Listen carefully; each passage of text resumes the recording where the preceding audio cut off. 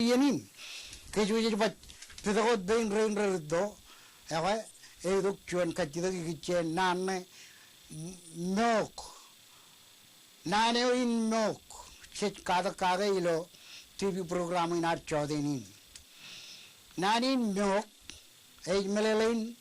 refugee, a very inch of Chakalogeni.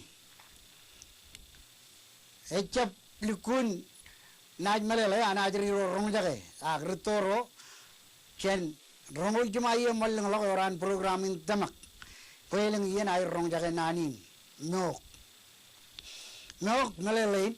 eno tunga ko jelo chuan armit nyarba yamman ko agolo chuan yamman malakar ba refugee em nogot edal juolo ko edal ibdallo eji jadi juo ko ji jadi durun ritoro rogen ba in butoda no gidone no we refugee pero dupen em panche talo jani engane lukun melele nani no chebarong kadrabal nani ilo elang wawin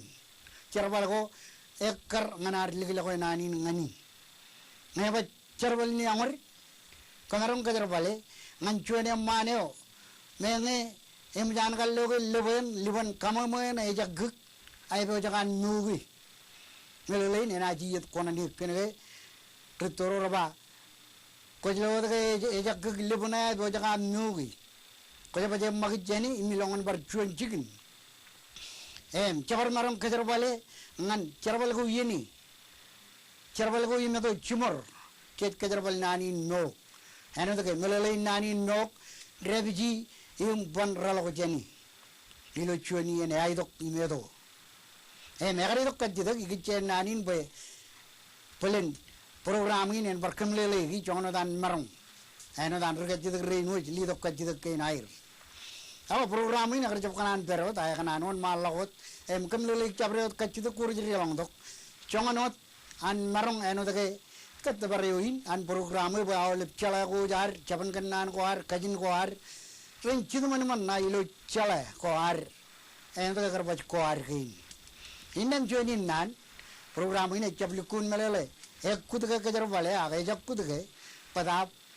ngan melelein egari ek ke aru kejar bale raini rawa cenarong kejar bale lo arba uni nam cerada egari batto an no kijane uni nam cerada edo an no jargane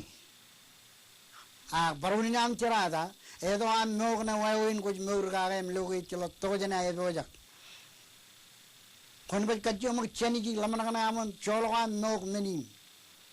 ewa nani oin no refugee im panche jalo chani ilo chuani ene ai